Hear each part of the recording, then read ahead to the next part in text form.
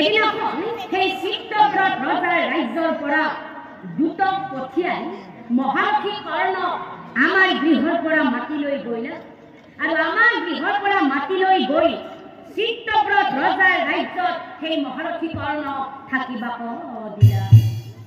আৰু এতিয়া চাওকচোন বাৰু ৰাইজ, ৰজাৰ ৰাজ্যত মহাৰথী কৰ্ণ থকাৰ পাছত ৰজাৰ কন্যা আশাবৰী আৰু আনফালে মহাৰথী কৰ্ণ এওঁলোক দুয়োজনে গোপনে গোপনে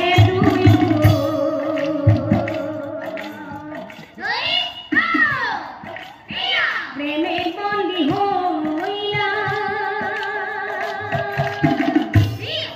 কিন্তু কথা মহাৰথী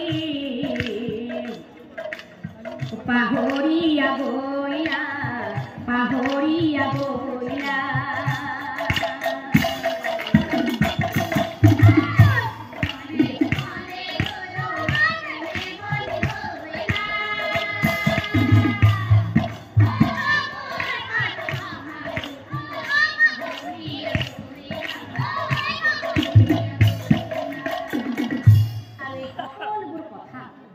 এই সকলোবোৰ কথা সমৰি পিতৃ ভীমবৰে সকলো জানিয়া সান্তনা বাণীৰে মোক হেই আই পদ্মাৱতী, কিয় ইমান কান্দা কাটা কৰি আছা? আই নাকান্দিবা, আই শুনাচোন আই পদ্মাৱতী। অ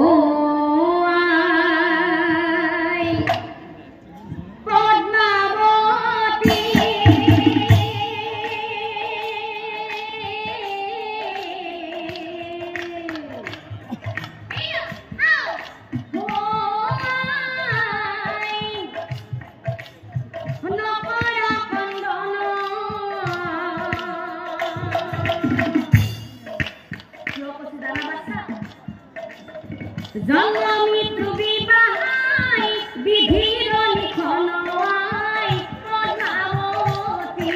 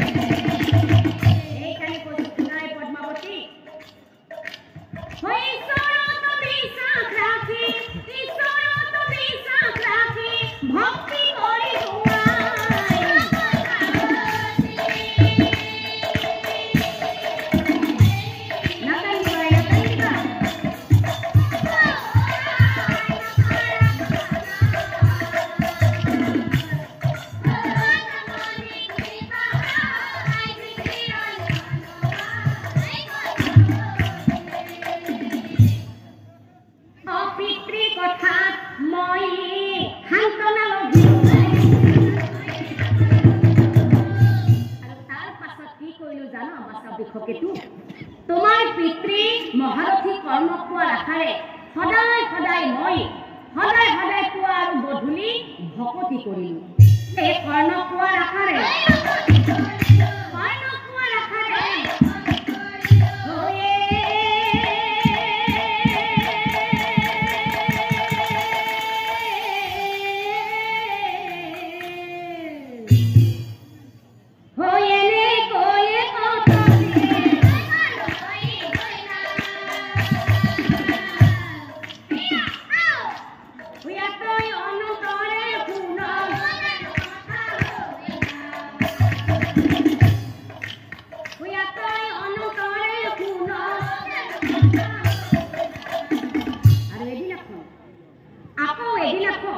সেই ৰজাৰ কন্যা আশাবৰী আৰু মই আমি দুয়োজনী এই ৰাজকন্যাৰ হতে মই আছো একে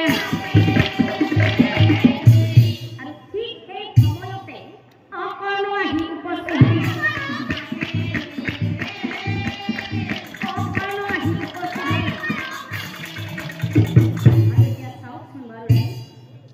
মোৰ ফালে চাই কৰ্ণই নিচিকি হাঁহিলা কিন্তু ৰজাৰ কন্যা আশাবৰীৰ ফালে চাই মহাৰথী কৰ্ণই কহিবে লাগিলা বিদায় দিয়া আশাবৰী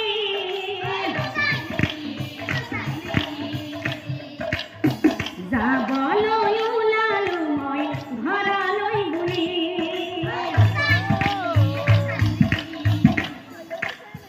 বিদায় দিয়া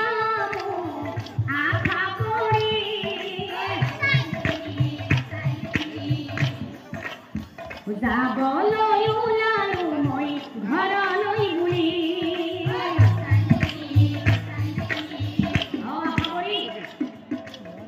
পাহৰি নাযাবা মনতে ৰাখিবা পাহৰি নাযাবা মনতে ৰাখিবা তুমি হ'বা মোৰ জীৱন নগৰী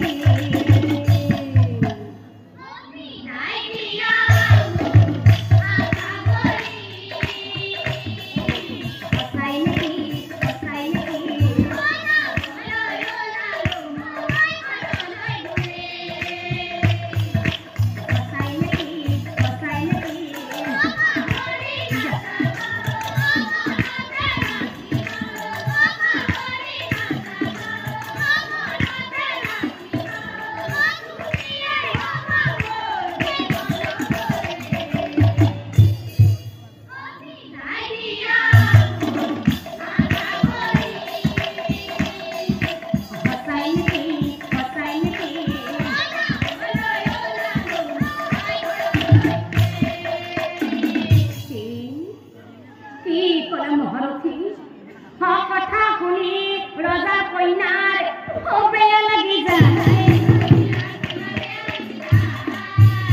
কৰ্ণৰ চৰণে ধৰি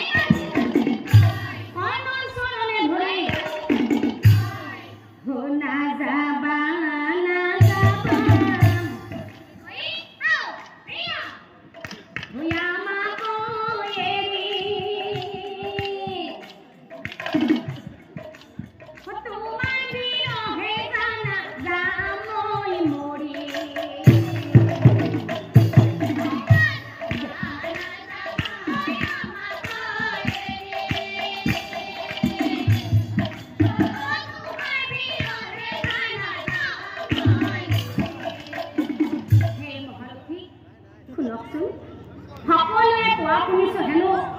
সকলোৱে কোৱা শুনিছো হেনো এই চকুৰ আঁতৰ হলে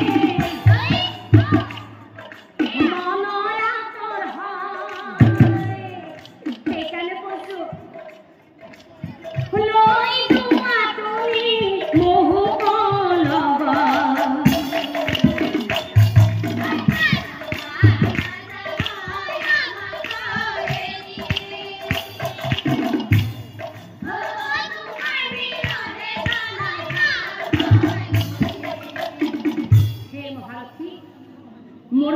লগত মোৰ পিতৃৰ আগত মাত্ৰ এবাৰ কোৱাগৈ মোৰ পিতৃৰ আগত আমাৰ এই সম্পৰ্কৰ কথা তুমি অবিহনে কিন্তু মোৰ এই জীৱনেই বৃথা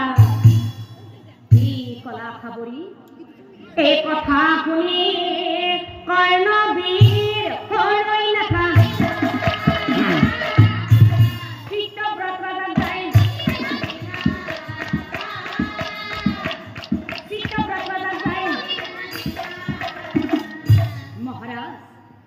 মহাৰাজ আপোনাৰ কন্যা আশাবৰীক মই বিবাহ কৰাব বিচাৰো মহাৰাজ যদি আপুনি অনুমতি দিয়ে তেনেহ'লে কিন্তু আপোনাৰ কন্যা আশাবৰীক মই বিবাহ কৰাব বিচাৰোঁ। কি ক'লা? আমাৰ কন্যা আশাবৰীৰ তোমাৰ লগত বিয়া?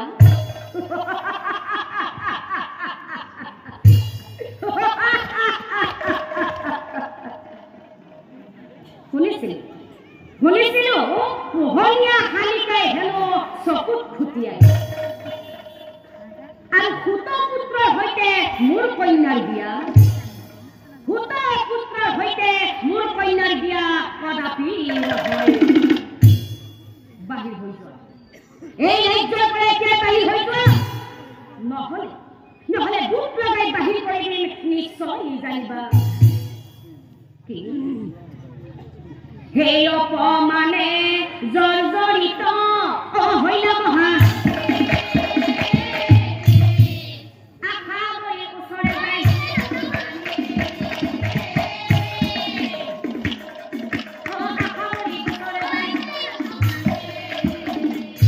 শুনা আশাবৰী, তোমাৰ পিতাই মোক অপমান কৰে পুত্ৰ বুলি, আৰু তোমাক হেনো মোলে নিদিয়ে বিয়া।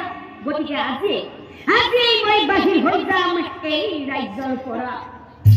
আশাবৰী, পাহৰি নাযাবা মোক, থাকিলো আশাবৰী। যদি ভগৱানে দয়া কৰে তেনেহ'লে পুনৰ হম দেখা দেখি হৈ আহিবনি কৰ্ণবী হৰৈ নাথাকিলা